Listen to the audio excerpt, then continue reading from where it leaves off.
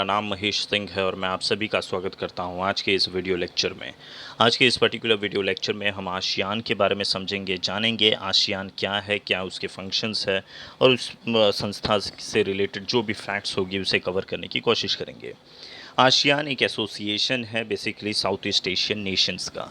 Generally अगर आप पूरे वर्ल्ड को देखेंगे तो वो पर्टिकुलर रीजन में बटा है। अगर ख़ास तौर पे एशिया की बात करें तो एशिया को आप Central Asia, then West Asia, South Asia, ऐसे अलग अलग पार्ट्स में एशिया को डिवाइड कर सकते हैं। तो वैसे ही एशिया का जो साउथ ईस्टर्न पार्ट है वहाँ की जो कंट्रीज़ है वहाँ बेसिकली 11 देश है और कई छोटे छोटे आइलैंड नेशंस हैं। तो उन्हीं में से 10 देशों ने मिलकर अपना एक ग्रुप बनाया है। ये उस आसियान उसी ग्रुप को कहा जाता है जो साउथ ईस्ट एशिया के नेशंस ने बनाया है। तो आसियान का फुल फॉर्म है association of south east Asian Nations. आइए हम आसियान के बारे में कुछ बेसिक फैक्ट्स जानने की कोशिश करते हैं और साथ ही में इससे रिलेटेड कुछ जो इम्पोर्टेंट कॉन्सेप्ट है उसे भी समझेंगे। आसियान है क्या? तो आसियान सिंपली एक एसोसिएशन है साउथ ईस्ट एशियन नेशंस का। ठीक, ये एक रीजनल ऑर्गेनाइजेशन है। रीजनल ऑर्गेनाइजेशन का मतलब ये होता है एक पर्टिकुलर रीजन के कंट्रीज लोगों ने मिलकर अपना ऑर्गेनाइजेशन बनाया है। जैसे साउथ ईस्ट एशिया के जितने भी कंट्रीज़ हैं उनमें से 10 कंट्रीज़ ने मिलकर अपना ये एसोसिएशन बनाया है, south east Asian Nations.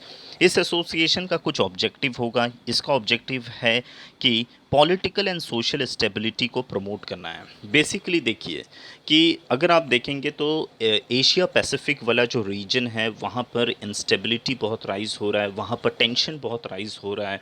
Basically China का इन्फ्लुएंस, अमेरिका का इन्फ्लुएंस है, ऐसा ये सारे कंट्रीज़ जो मेजर कंट्रीज़ हैं उनका इन्फ्लुएंस है। वैसे में छोटी छोटी कंट्रीज़ अपने पोजीशन को बहुत ही स्ट्रॉन्ग और सॉलिडेरिटी उससे प्रोवाइड करना चाहती है और इसीलिए उन्होंने ये एसोसिएशन बनाया है। तो ये एसोसिएशन का एम है to promote the political and the social stability in yeah amid the rising tension among the Asia Pacific post colonial state। Post colonial states समय में यानी ऑलमोस्ट ये जो पोस्ट colonial एरा को माना जाता है कि 1950s और 60s के करीब में colonial एरा ख़त्म होता है और उसके बाद वाला जो समय है ऐसे में एशिया पैसिफिक वाले रीजन में बहुत टेंशन राइज कर रहा है और ये छोटी छोटी कंट्रीज़ जो साउथ ईस्ट एशिया की कंट्रीज़ है वो यहीं पर है। तो अपनी पोजीशन को स्टेबल करने के लिए, अपने पॉलिटिकल एंड सोशल पोजीशन को स्टेबल करने के लिए इन्होंने एक रीजनल ऑर्गेनाइजेशन बनाया है और उसी रीजनल ऑर्गेनाइजेशन को आसियान कहा जाता है। आसियान का मोटो है one vision, one identity and one community और हर साल 8 अगस्त को आसियान डे सेलिब्रेट किया जाता है। इस संस्था का एक सेक्रेटरीट है, वो है जकार्ता, इंडोनेशिया में। आसियान में आखिर मेंबर कंट्रीज़ कितने हैं? तो देखिए इंपॉर्टेंट आप जो हेडलाइन पॉइंट्स है उसके अकॉर्डिंगली उसको पढ़ते चलिए। पहले हमने आसियान को समझा, फिर आसियान की मेंबर कंट्रीज़ कौन सी हैं। आसियान में 10 मेंबर कंट्रीज़ हैं। Indonesia, Malaysia, Philippines, Singapore, Thailand, Brunei, Vietnam, Laos, Myanmar and Cambodia. ये 10 आसियान की मेंबर कंट्री है। अब सवाल आता है कि आखिर आसियान बना कैसे, या इस आसियान के पूरे डेवलपमेंट में क्या क्या इंपॉर्टेंट पॉइंट्स है, क्या क्या एक इम्पॉर्टेंट कहा जा सकता है एक माइलस्टोन था आसियान में। तो सबसे इम्पॉर्टेंट चीज़ है 1967। 1967 में आसियान डिक्लेरेशन, जिसे बैंकॉक डिक्लेरेशन भी कहा जाता है, बेसिकली साउथ ईस्ट एशिया के 5 important countries Indonesia, Malaysia, Philippines, Singapore and Thailand ने मिलकर डिसाइड किया कि हम एक ग्रुप बनाएंगे। उसी ग्रुप को कहा गया आसियान। और ये बनाने के टाइम पर उन्होंने 1967 में एक डिक्लेरेशन, एक एग्रीमेंट साइन किया जिसे आसियान डिक्लेरेशन या बैंकॉक डिक्लेरेशन भी कहा जाता है। सीधा सवाल कि कौन सा डिक्लेरेशन के तहत आसियान को गठित किया गया यानी कॉन्स्टिट्यूट किया गया, तो ये है बैंकॉक डिक्लेरेशन। फाउंडिंग कंट्रीज कौन सी है? तो Indonesia, Malaysia, Philippines, Singapore and Thailand. अब ये 5 ही कंट्रीज़ चल रही थी। आगे चलकर साउथ ईस्ट एशिया में कई टेंशन्स को ख़त्म किया गया, जैसे वियतनाम वॉर एंड होता है 1975 में। आगे चल के जो कोल्ड वॉर है 1990s की शुरुआत में वो आकर ख़त्म होती है। तो 1990s के मिड में या फिर 1990s के आसपास में कई नई कंट्रीज़ इसमें जॉइंट होती है। जैसे 1984 में ब्रुनेई इसमें जॉइंट होता है, ब्रुनेई 1984 में जॉइंट होगा। वियतनाम 1995 में जॉइंट होता है। लाओस एंड म्यांमार 1997 में एंड कंबोडिया 1999 में ज्वाइन हुई और ये 10 कंट्रीज़ की एक एसोसिएशन बनी। ये सारी की सारी कंट्री साउथ ईस्ट एशिया की है। आपसे ये इंपॉर्टेंट क्वेश्चन पूछा जा सकता है कि आसियान में ज्वाइन होने वाला सबसे लास्ट कंट्री कौन सा है, तो ये कंबोडिया है जो 1999 में ज्वाइन हुआ था। 1995 में आसियान लोगों ने मिलकर, आसियान की जो सारी कंट्रीज़ लोगों ने मिलकर एक एग्रीमेंट साइन किया था और इस एग्रीमेंट के साथ उन्होंने डिसाइड किया कि हम साउथ ईस्ट एशिया को एक न्यूक्लियर फ्री जोन बनाएंगे। तो इन 1995 सारे मेंबर कंट्रीज़ ने एग्रीमेंट साइन किया और इसे न्यूक्लियर फ्री जोन डिक्लेयर कर दिया, यानी न्यूक्लियर फ्री जोन बनाकर रखा जाएगा, जो बहुत ही इम्पॉर्टेंट और बहुत ही विजनरी अप्रोच था, एस्पेक्ट था आसियान का। 1997 में आसियान विजन 2020 लाया गया कि 1997 से आगे का उन लोगों ने 2020 तक के लिए, देखिए करीब 20-23 साल का उनका एक विजन डेवलप किया गया और 2003 में एक बाली कॉन्कॉर्ड सेकंड साइन किया जिसके थ्रू उन्होंने डिसाइड किया कि हम आसियान कम्युनिटी इस्टेब्लिश करेंगे।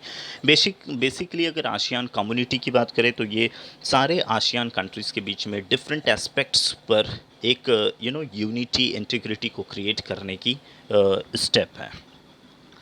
2007 में कैबू डिक्लेरेशन साइन किया गया और कैबू डिक्लेरेशन के साथ में एसेलरेट किया गया, तेज कर दिया गया establishment of community, ASEAN community 2000 by 2015 तक इसे बनाकर कंप्लीट करने की एक कोशिश की गई और ख़ास तौर पे 2015 में उन्होंने बना भी लिया। 2008 में आसियान चार्टर साइन किया गया जिसके थ्रू कहा कि आसियान मेंबर्स के लिए जो कुछ भी अगर बनाया जाएगा, जो भी इस चार्टर में लिखा होगा वो बाइंडिंग होगा, लीगली बाइंडिंग एग्रीमेंट होगा, ठीक।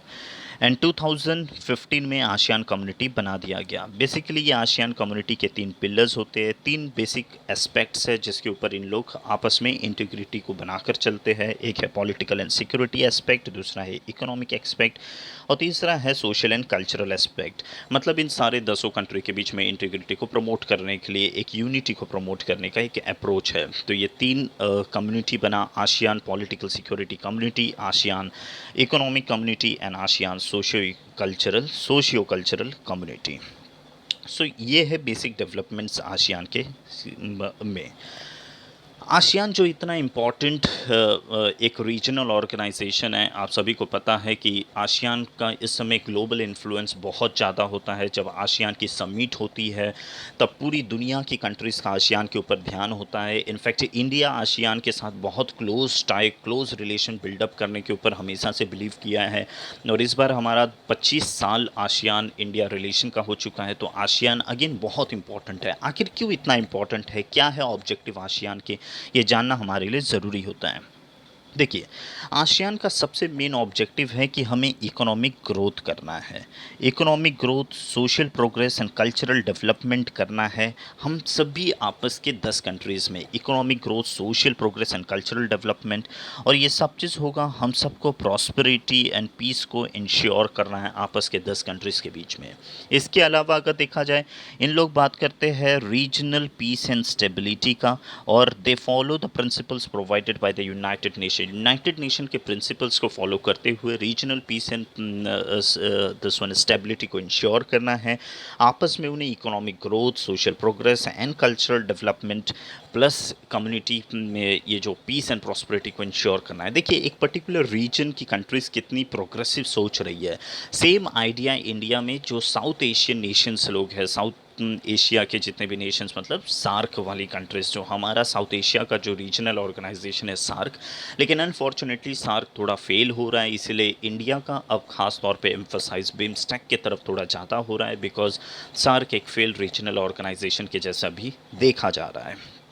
देन सेकेंड इम्पॉर्टेंट ऑब्जेक्टिव जो आसियान का है कि हमें कोलैबोरेट करना है, मिलजुल कर काम करना है, active collaboration and mutual assistance को प्रमोट करना है in scientific, in economic, social, cultural, technical and scientific area. Scientific field में, इन सारे फील्ड में, एडमिनिस्ट्रेटिव फील्ड में हमें म्यूचुअल असिस्टेंस प्रोवाइड करना है एंड एक्टिव कोलैबोरेशन करना है।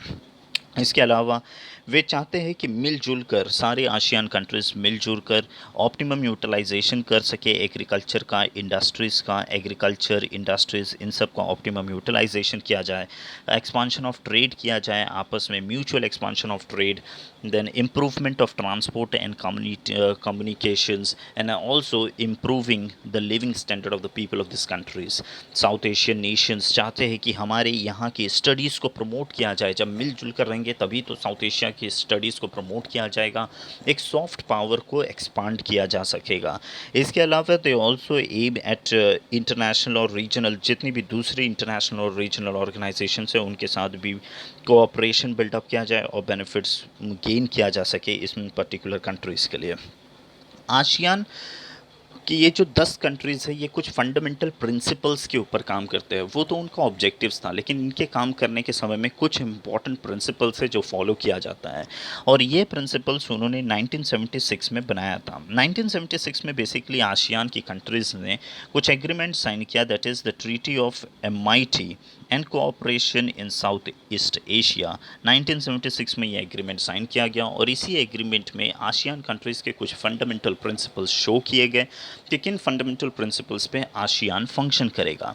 तो इनका फंक्शन बेसिकली है म्यूचुअल रिस्पेक्ट, एक दूसरे की सॉवरेनिटी, यूनिटी, इक्वालिटी, जो डिफरेंट आइडियाज़ है, जो टेरिटोरियल इंटीग्रिटी, नेशनल आइडेंटिटी, इन तमाम चीज़ों को रिस्पेक्ट किया जाएगा। हर कोई एक दूसरे को म्यूचुअल रिस्पेक्ट करेगा।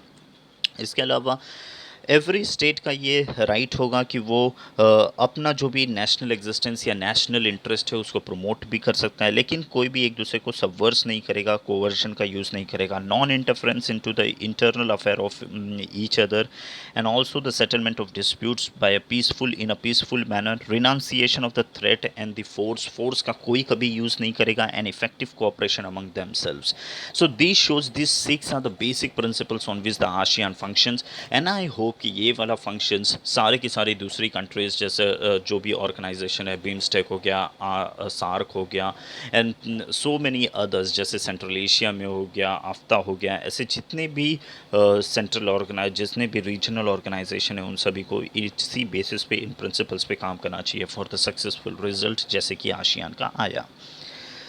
आसियान कुछ मैकेनिज़्म, कुछ देखिए बॉडी है, कुछ डिपार्टमेंट है, कुछ इंस्टीट्यूट आसियान के अंदर बनाया गया है जिसके थ्रू आसियान के सारे ऑब्जेक्टिव्स को फुलफ़िल करने की काम किया जाता है।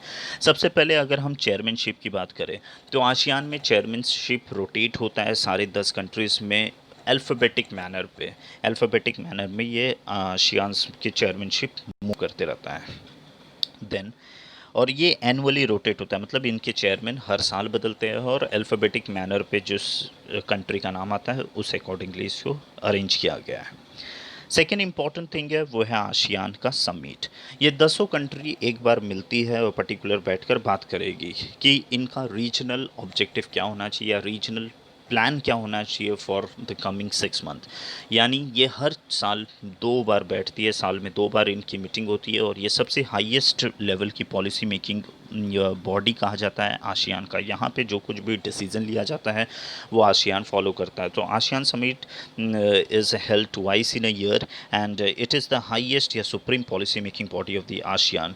All the decisions that are taken here is implemented, is followed.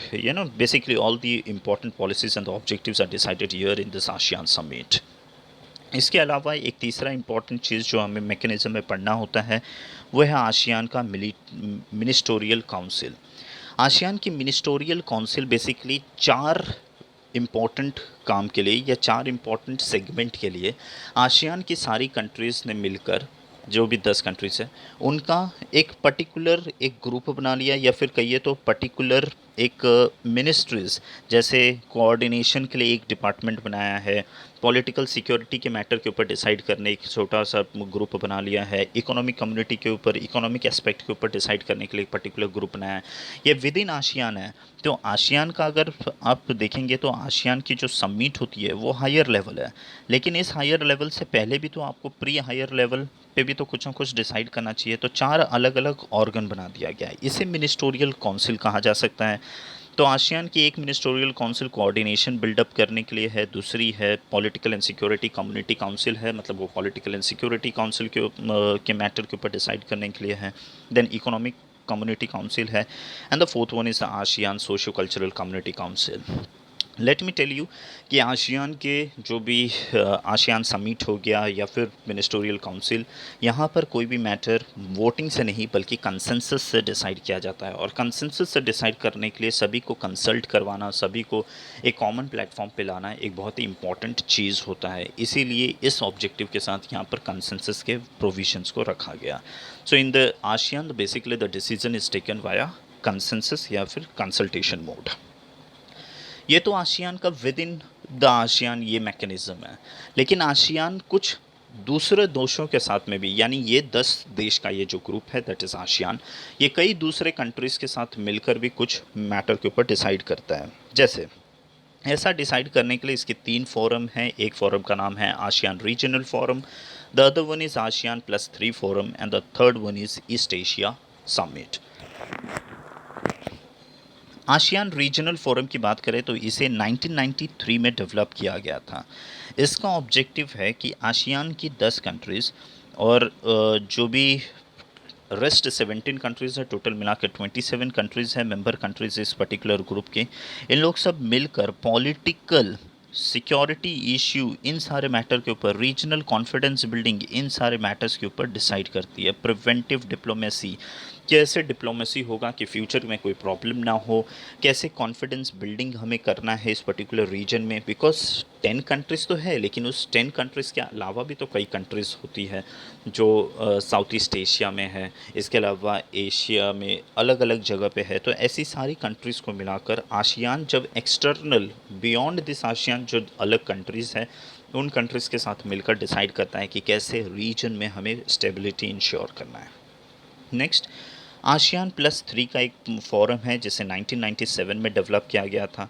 इसमें आशियान 3 अलग country that is China, Japan और साउथ कोरिया के साथ मिलकर डिसाइड करता है प्रोग्रेसिव विजन के ऊपर। कंसल्टेटिव ग्रुप है ये, यहाँ पर बेसिकली सभी ये आशियान उन 3 कंट्रीज़ के साथ मिलकर, ये सभी लोग मिलकर एक कंसल्टेशन करते हैं कि इस पर्टिकुलर रीजन में that is south east Asia के रीजन में कैसे हमें प्रॉस्पेरिटी लाना है, कैसे पीस होना चाहिए, क्या क्या हमारा विजन होना चाहिए। तो यहाँ पर एक कंसल्टेशन है। 10 कंट्रीज़ का group ASEAN consult with the 3 other countries that is Japan, China and south Korea.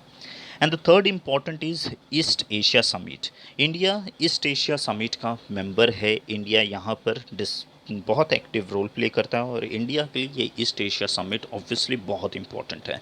India individually ASEAN के साथ तो रिलेशन बनाता ही है, लेकिन इंडिया ईस्ट एशिया समिट में भी अपने एक बहुत ही इम्पॉर्टेंट पोजीशन को, या फिर यहाँ वो मानता है कि ये एक बहुत इंपॉर्टेंट फोरम है जिसका यूज़ किया जा सकता है इस particular Asia, south east Asia और जो ईस्ट एशिया है, इतने बड़े रीजन में एक पीस एंड प्रॉस्पेरिटी को कैसे इंश्योर किया जा सके इस प्लेटफॉर्म का यूज़ करके।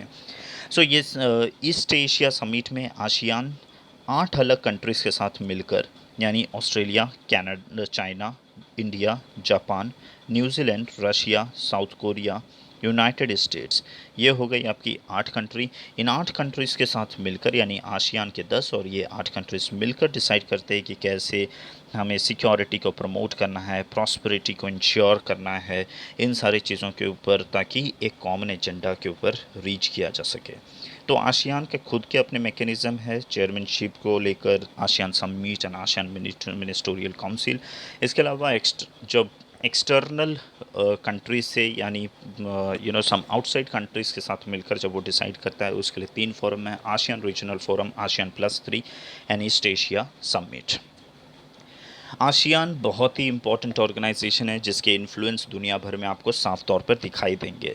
कोई भी कंट्री जब अपनी फॉरेन पॉलिसी बनाती है तो आशियान को वो ज़रा भी अलग नहीं कर सकती। और ख़ास तौर पे इंडिया की बात देखें तो इंडिया के मिनिस्ट्री ऑफ एक्सटर्नल अफेयर में आशियान को ध्यान में रखते हुए अलग एक डिपार्टमेंट ही है, अलग एक ऑर्गन है, एक अलग मिशन कह सकते हैं जो ख़ास तौर पे आशियान के ऊपर फोकस करता है। तो इंडिया के लिए आशियान तो बहुत इंपॉर्टेंट है। तो इट इज़ वेरी इंपॉर्टेंट कि हमें ये पता रहे कि आशियान का स्ट्रेंथ क्या है।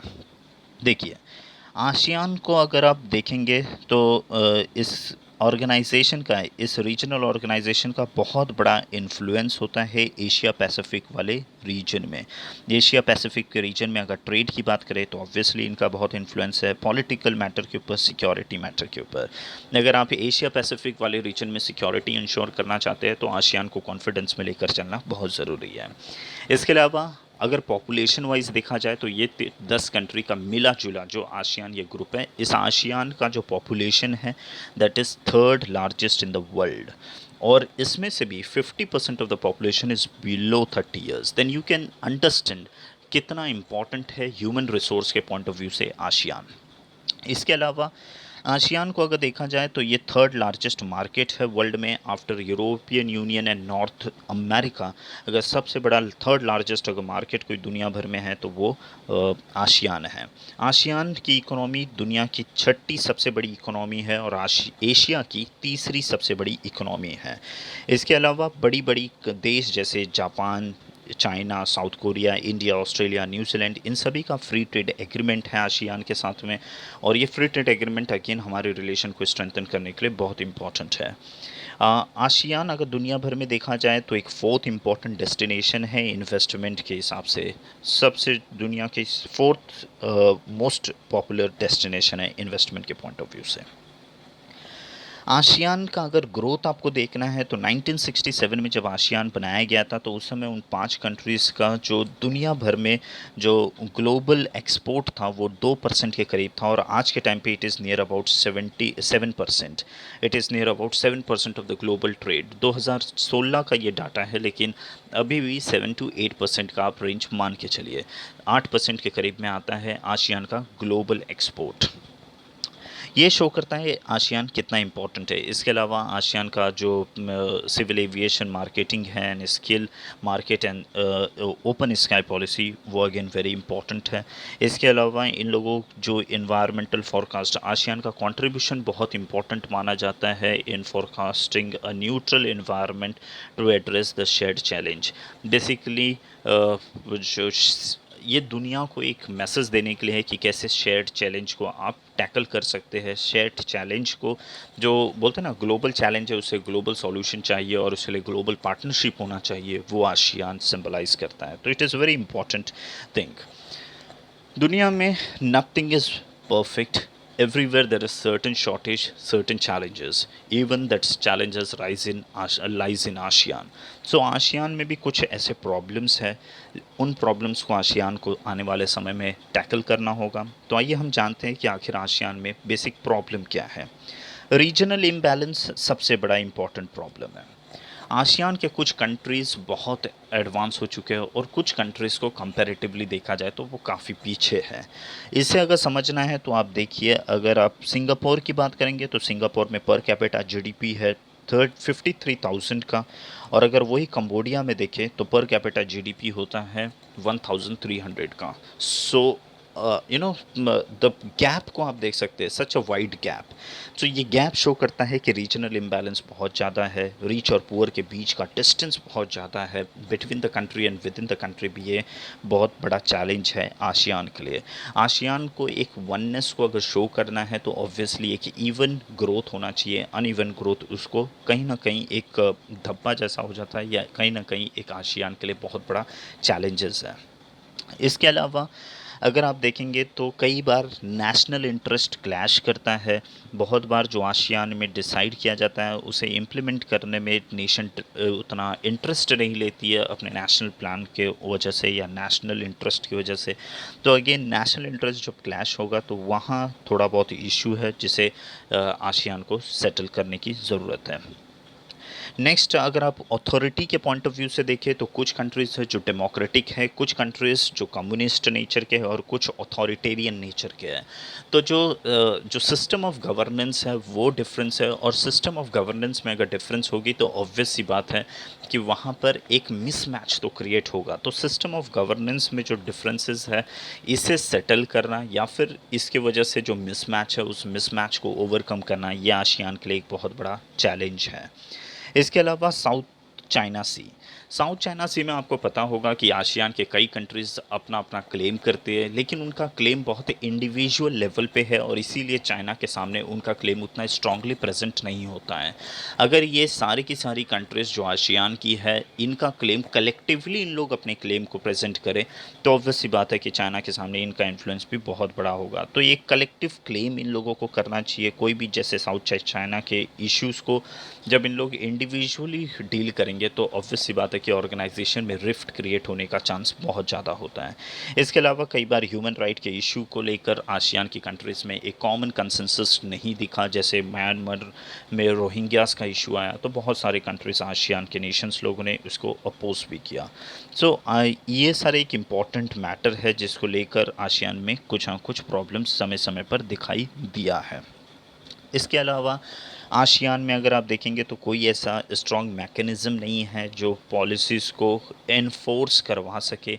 कई बार नेशनल इंटरेस्ट में कंट्रीज़ उसे एनफोर्स करने से पीछे होती है, तो ये थोड़ी बहुत प्रॉब्लम है मैकेनिज़्म के शॉर्टेज को अगर ओवरकम कर दिया जाए तो आसियान के इन कई चैलेंजेस को ओवरकम कर दिया जा सकता है। Next, the most important thing is India ASEAN relation. ASEAN के रिलेशन में आखिर क्यों इंडिया के लिए आसियान इतना इम्पोर्टेंट है, या फिर इंडिया और आसियान के रिलेशन में अब तक क्या कुछ डेवलपमेंट हुआ। देखिए, आप सभी को पता होगा कि आसियान और इंडिया का डिप्लोमेटिक रिलेशन के 25 साल कंप्लीट हो चुके हैं। इंडिया आसियान के डिप्लोमेटिक रिलेशन का 25 साल कंप्लीट हो गया है।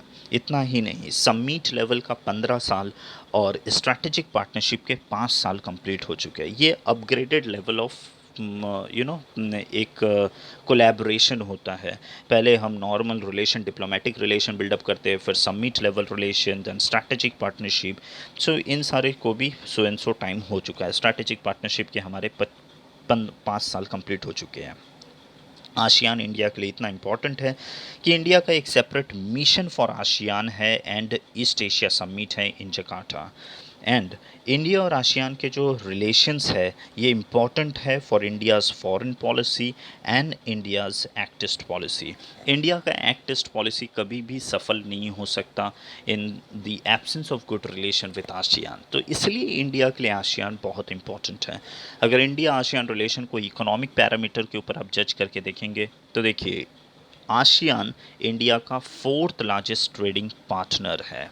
अगर इंडिया का ट्रेड विद आसियान देखा जाए तो वो अप्रॉक्सीमेटली 10.6% पर आता है, और इंडिया का एक्सपोर्ट देखा जाए विद आसियान तो वो रफली 11.28% पर है of our total export. India का आसियान के साथ फ्री ट्रेड एग्रीमेंट भी है, फ्री ट्रेड एरियाज डेवलप किया गया है।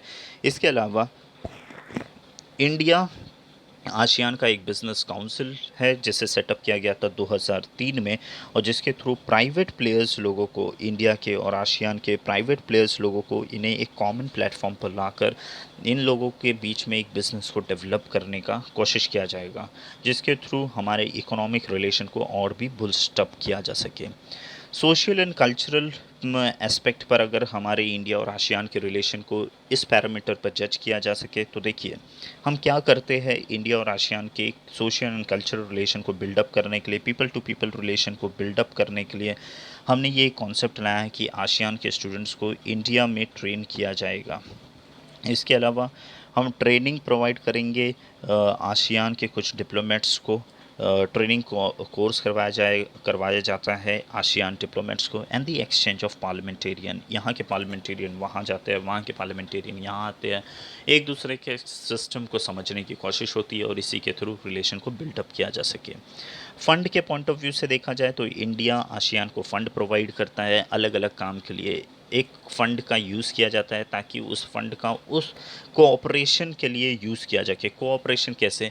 तो कुछ ऐसा काम किया जाएगा जिससे दोनों के बीच में एक म्यूचुअल अंडरस्टैंडिंग को बढ़ावा दिया जा सके। तो इसके लिए जो फ़ंड है वो है आसियान इंडिया कोऑपरेशन फ़ंड, जिस फंड का यूज़ इंडिया और आसियान के बीच में कोऑपरेशन एंड रिलेशन को बिल्डअप करने के लिए यूज़ किया जाता है। इसके अलावा एक फ़ंड है that is ASEAN India science and technology development fund. इस फंड का यूज़ किया जाता है साइंस एंड टेक्नोलॉजी को प्रमोट करने के लिए। एंड एक है इंडिया आसियान ग्रीन फंड, यानी इन्वायरमेंट को प्रमोट करने के लिए, प्रिजर्व करने के लिए और इन्वायरमेंटल स्टडीज़ को और प्रमोट करने के लिए ख़ास तौर पे ये फ़ंड का इस्तेमाल किया जाता है।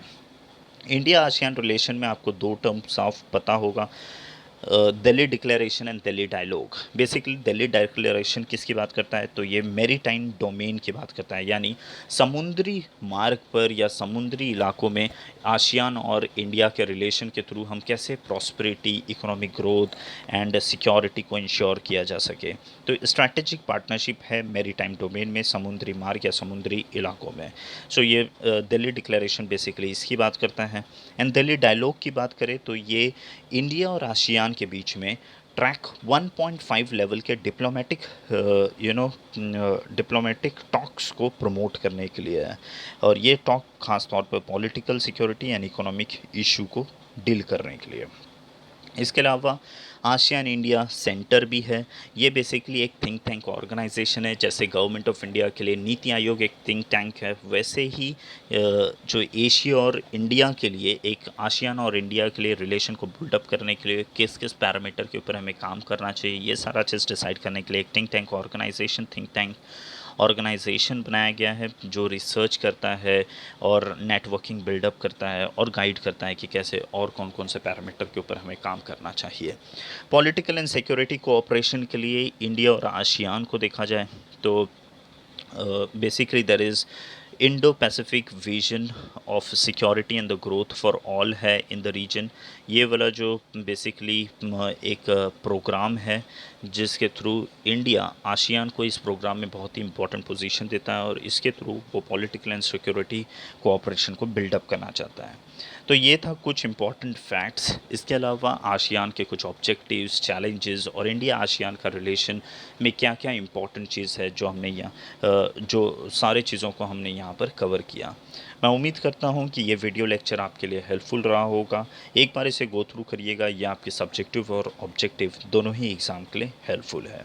Thank you and have a nice day.